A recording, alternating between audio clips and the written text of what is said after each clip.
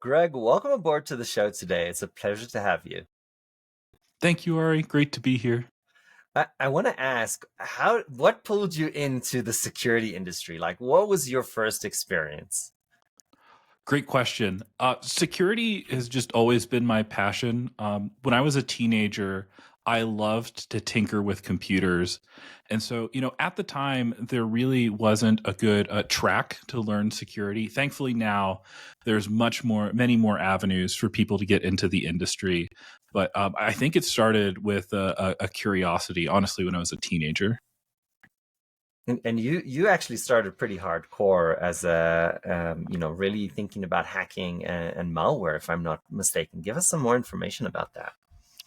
Yeah, I went into the deep end fairly quickly. I went to school at the University of Texas, and I was fortunate to also be hired by the security department at UT. We had access to the supercomputers, first Ranger, and then Stampede, which was a joint effort with the CIA.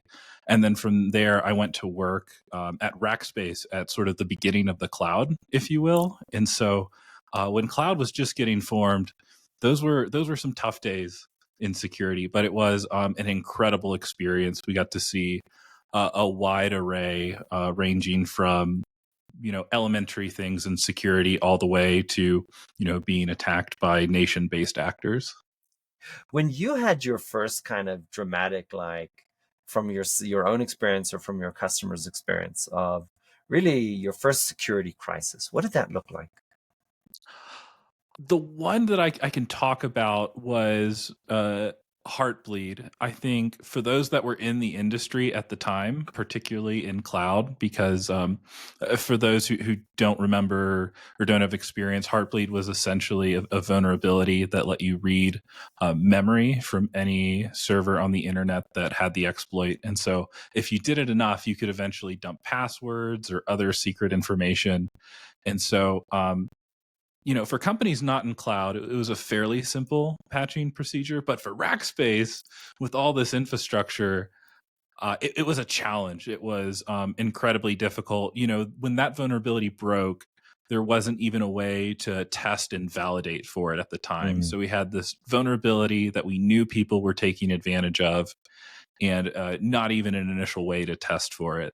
And so I think that was probably one of the more longer and stressful stints that I experienced. I don't think we've seen anything since that by comparison, at least in my career. And what do you feel when you kind of look at the risk ecosystem? What do you feel like is the big risk that, companies and maybe even individuals are really facing today? Oh goodness. Um, Lots of risk. So when we look at the security landscape in its entirety, uh, software is unfortunately like milk in that it doesn't get better with age. It tends to spoil.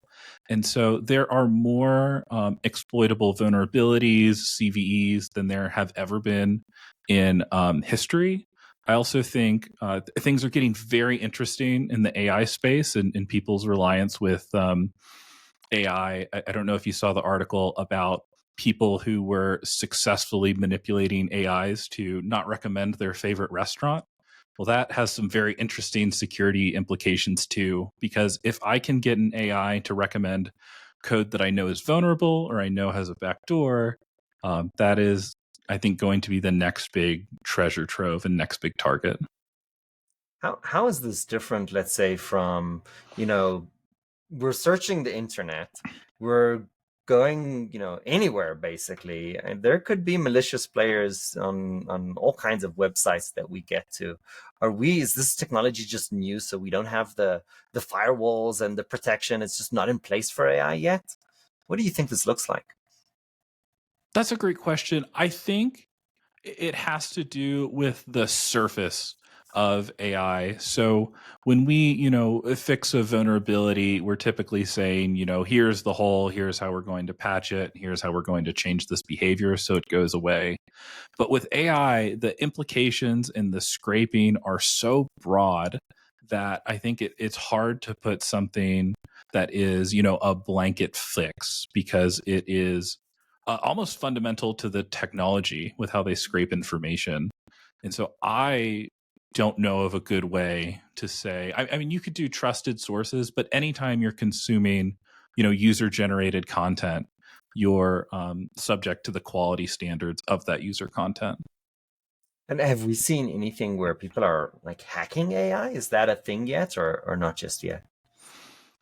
Everything that I've seen is primarily getting AIs to say things that do brand damage so far, Hmm. but I think actually exploiting the AIs is certainly the next step. And we see these kind of attacks already without AI in the loop. So there's a known type of attack called name squatting, where we're essentially betting that a programmer will make a spell check error on a popular repository. And so you put a spelling mistake in a repo, and then I essentially put malicious code at that name.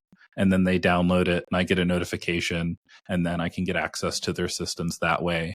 And so it's the type of attack already exists. AI is just going to be a new delivery method for those types of attacks. So, I mean, what I'm seeing is that really the industry is accelerating, right? AI automation on the malicious side is just making it, and I heard this, that there's support lines to basically allow hackers to use software that was built to allow them to hack, and they can call up a support line and say, "Hey, I'm trying to use this hacking software. How do I do it?" It's really been turned into a business, right? For many Mhm. years now.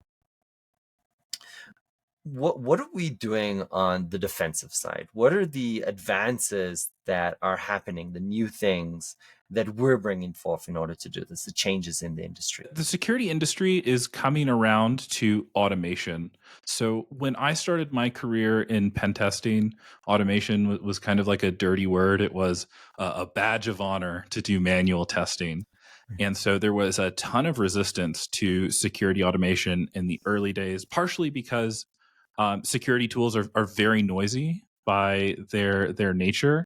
And so um, that's something that's rapidly evolving in the industry. But to actually make scalable security a reality, which is what I see as the solution, right? So you have all these vulnerabilities, and companies are only testing, say, 10% of their applications. It looks really good to your leadership in security to build a shiny tower, so you can say, Mm. look, like that's what I built. That's why I deserve to keep my job. But the reality is, like, you're much better, building a moat that isn't shiny. It's not particularly exciting, but the only way to create a moat is through scalable security, automation, making the security tools better. You have to lean into it and accept and work around the flaws, rather than trying to scale security programs with headcount, which was kind of the old way of doing it. What I saw and what my experience was is there was this endless cycle of a big breach occurring, companies deciding to invest in security.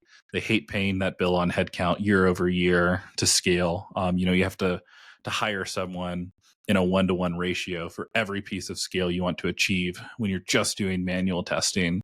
And so they'd get tired of doing that. They'd reduce the headcount, and then another breach would occur. And so I think embracing security automation is really what's changing and what's making an impact both for businesses and consumers, and safety online in general. So I wanna attack this concept of pen testing for a second. Do you think? Let me start from an extreme perspective. Do you think companies should be doing pen testing today? Yes. Yeah, Oh. absolutely. I think there will always be security vulnerabilities that tools cannot find. I think it's a vital part of the process to find some of the more interesting issues. And so I've heard experts say instead of pen testing, do white box testing, which is basically have different experts review your inner architecture as opposed to basically trying to hit you with the latest exploit that hasn't been patched yet. What would you say to that argument? Uh, it's a time efficient argument, to be honest with you, right? So when a malicious actor that is sophisticated takes a serious interest in you, there is no Mm. time limit for them to get in. If the prize is big enough, they will spend years. And a pen tester never has a year to do an assessment. They have a month. Right. If you're lucky, 2 weeks, sometimes a day on short notice if there's a release going out.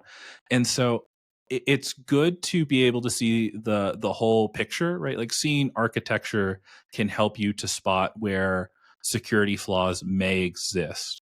But when it comes to the sophistication of testing, I don't think it's a perfect substitute for, complete and thorough pen testing. Uh, Is there, I mean, considering that, if we're attacked by, somebody that's really out to get us, right? There's no money limitations, there's no time limitations, right? Like a government attacker. Is there really anything that we can do? I'd like to say yes. um, I think, uh, yes, there are some absolute defenses to at least make it more inconvenient, right? So when we talk about, the extreme of extremes, you have extremely valuable trade secrets that a foreign adversary, a foreign nation is interested in, then the first and sort of best step is just having an air gap in place. If you do not have to So service that just part. explain what an air gap is, so we all are kind of in tow. Yeah, so just some sort of separation from a network perspective. So typically a firewall. So if you do not have employees or a business presence in a certain part of the world, there isn't a need to make your services available to that part of the world, and then those services can't be attacked. So if it's the case that the actor has to relocate, that provides some level of defense. But with the rise of cloud, it's sort of easier and easier to get pivot points. And so um, there are no absolute defenses. I mean, you have to take a defense in depth strategy if you truly don't want to be the victim of a cyber attack. You have to have good testing, multiple layers and outs to isolate yourselves and give yourself as many outs to not have data exfiltrated at the end of the day.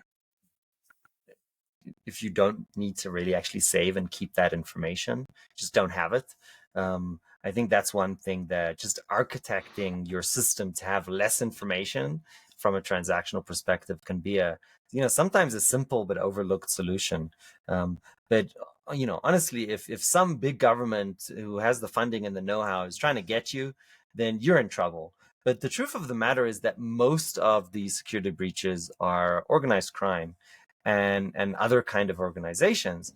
And what they're going to do, and keep me honest here if you see it differently, they're going after the path of least resistance.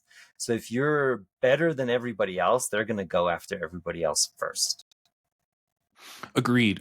Yeah, at the end of the day, it's just a business decision of how much profit can these nefarious individuals make versus how much time do they need to put in. And so you have one group of malicious actors that is essentially just always scanning the open internet, looking for low-hanging fruit. They want to get software on random PCs to, say, mine cryptocurrency.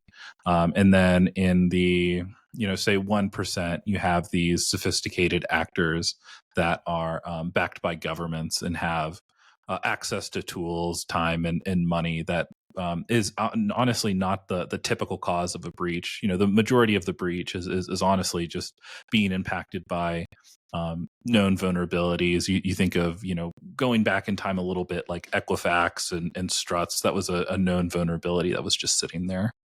Yeah. And, we kind of think about hackers like figuring something out, something new, but a lot of what happens today is actually a derivative of the fact that a patch was just released, a security patch, and they're just reverse engineering the security patch and like, okay, not everybody is going to patch that immediately, and they're taking advantage of that interim in the time, basically that lag in fixing the patch, which is kind of an easy way to hack systems. So in some way, right, the security work is creating the security breach, which is completely counterintuitive. That's extremely true, especially if the fix is public. So if it's in Yes, a popular piece of open source software that's used by a ton of servers, it makes it even easier. Or when a piece of software comes to end of life, it can be like Hacker Christmas because they know once it's end of life, it'll never be patched. that's And right. so you'll always see these big waves and exploitation, particularly once a software is end of life. Yeah, I, I, I sometimes I see like in hospitals or places like that, I can see Windows XP or sometimes NT, and it kind of horrifies me to my core that those things are still out there.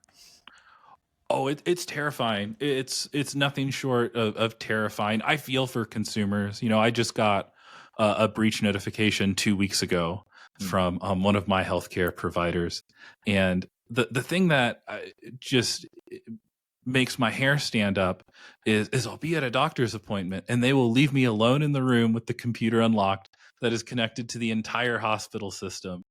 And there's always, you know, that itch of like, if I just plugged in my USB, like we're gonna have some fun here.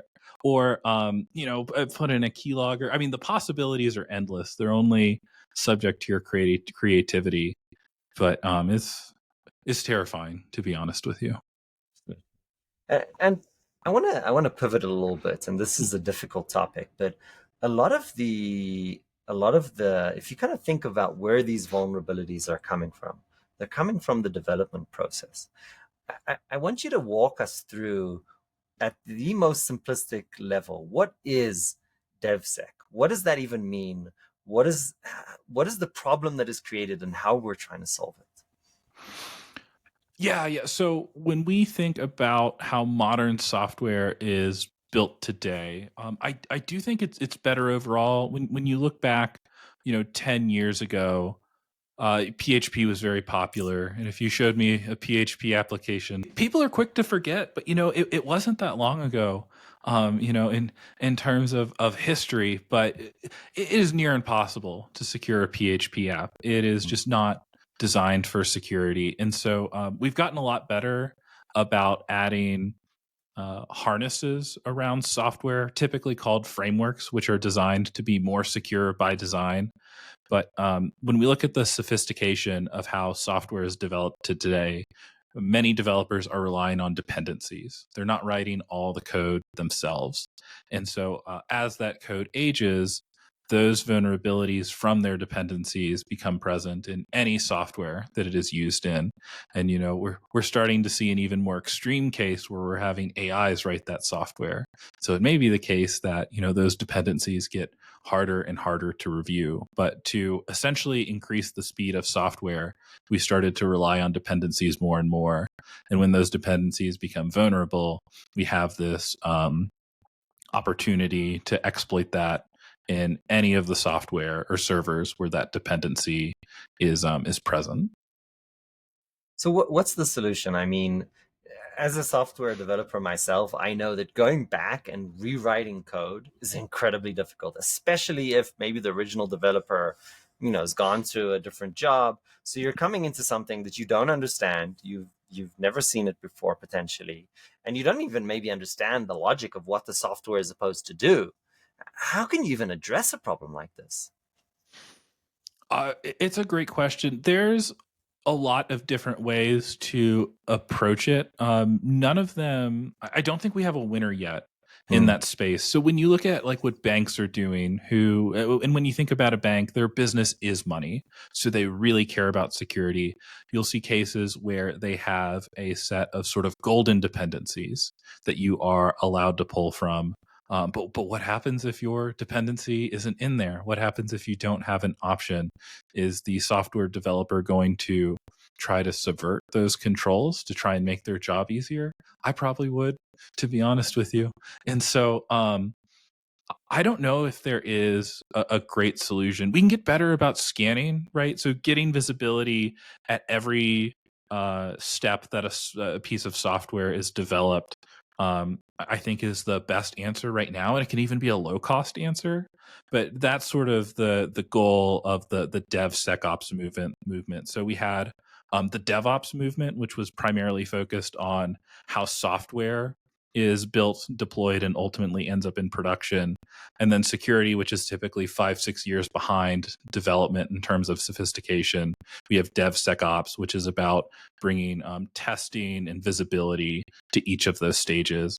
And so I think that is the best solution, but there's still these big questions of, well, what do you do when there's a vulnerability in your dependency and there are no alternatives and it isn't being maintained and there isn't an update coming? Like what do you do? Do you stop developing? Do you take business cycles away? Those are difficult questions. There's pluses and minuses with whatever you choose to do, but I do think visibility and testing in every stage through DevSecOps is probably the best option we have right now. So, I mean, it's really hard to solve a problem once it's happened. I think we would agree to that. But there is value in the processes that we use as organizations. So, from that perspective, if you kind of think about, best practices for organizations, make sure you're doing ABC. What would that look like? Great question. So, when we think about building security programs from the ground up, and what are the easiest bases to cover to give you the most coverage, right? So, I think about in terms of how do I get to 80% coverage, or what's the single win I can get to with regard to A, B, and C. And so, on the testing side, you need to bring in some level of testing for your software. So typically that's a dynamic tool, a static tool, and a tool that evaluates dependencies. So just three pillars of a really rudimentary application security program. And then you also need means for detection. I would say that that's B. So what's the simplest IDS system you can get in place? So when things do go wrong, you have visibility to, do containment. And then three, I think that comes down to process and where you store data. So if you have a very lax process in which you say, don't follow privileges of least principle, so everyone has access to all the sensitive data, cleaning up a security incident is going to be much more difficult. So I think those would be the three that come to mind for me is rudimentary AppSec program, some level of IDS, and then having the correct policies to protect and restrict data so incidents don't snowball. This idea of identity, I think, is incredibly important because, I mean, even dealing with false alarms is a big thing of what we do. And if you can just track that an action happened by a certain individual, then you can say, well, what were you doing here? Was this real? So I remember countless instances. We know, oh, it's developer X, and we went and we didn't know if it was a real security incident or not, and we went and say, hey, this guy's name was Ram. Ram, what were like? Is this you? And he was like, oh yeah, that was me. Like I had to restart some databases for development purpose. And then you just know this is not a real incident. So by just having that identity information, you can either figure out that it's a real issue or not really quickly. So I think it's often by immature development organizations, oh, it's just here's the password. This is how we access the database. That is a recipe for disaster in many different ways. I wanted to ask you another question on identity. Do you think that there's a gap in the industry when it comes to identity in regards to tools, infrastructure, or maybe even the requirements of software companies around the world to really verify identity? What's your perspective there? I think there are good solutions for security of identity, particularly in the behavioral analytics space. So, for example, if you have someone that works in Florida and you see them try to log in from South America, that's a behavioral indicator that maybe it wasn't that person. I think they're good solutions. They're just expensive. They're expensive. They're complicated. They can be difficult to deploy. Even some of these, zero trust offerings, they're, accessible to large enterprises, but unfortunately, mid-sized enterprises, small cap companies, startups, sometimes those tools are inaccessible for them, Mm. has been my experience. And so I do think the solutions are out there. I think one of the problems with the security industry is that we're constantly catering to large enterprise because that is, the easiest way to honestly build a public company in security, or to have a trajectory towards having an IPO and being that security company. Very few are catering to, mid-market, small cap companies, etc. And so I think there's good solutions. I worry about their accessibility. From a certain perspective, we could say, look, if you are a small company or a startup, you might not even be a target, because the amount of data that you have and your ability to maybe, try and pay some kind of ransomware is low. So maybe you're in less risk. Is that a fair assessment? Or is there a real problem with our ability to cater for the small to medium-sized businesses? I think breaches can still be extremely costly for small companies. I've seen some data that, if a small company is breached, I believe it's something to the nature of you're 60% likely to go bankrupt from that breach. I think it depends on, your industry, what regulations you can be subject to, because some of these fines definitely have the opportunity to bankrupt small businesses. And so I think it's a overlooked problem, to be honest with you. I think it's a real problem. I think it impacts a lot of businesses, and unfortunately it's just an underserved area of the market. And so in some cases it may be possible for small businesses to more easily recover because of their footprint, but unfortunately the data that I've seen suggests that the impacts can still be devastating, and can lead to the end of the business, unfortunately. Yeah. I think an important point here, a counterpoint to my own, is that, the malicious attackers are not necessarily differentiating between business and small business all the time. They're just scanning and seeing what they can get. So Mhm. there's definitely a phishing approach of, what can we get? And if they get you, even if you're a small fish, they might try and fry you. Um, that's an unfortunate truth. So you aren't necessarily immune. I appreciate that. Greg, our final question: if you had to give a recommendation to, young, engineers coming into the security industry, what would that be? I would recommend to learn some programming. I think that is the key area to really round out security experience. It will give you a better understanding of what you're testing. It will make you, more effective in your security work, and it will also give you something to lean on for the purposes of automating things that you don't like doing. I think that's sort of the number one key to being successful these days. Unfortunately, it's not enough these days to, understand vulnerabilities and be able to run security tools. I think if you want to um, push your career as far as possible, you have to have that background and experience in programming to, maximize your potential in the field. Greg, I appreciate you. Thank you so much for joining today. This was really great. Thank you so much for having me, Ari. It was such a pleasure.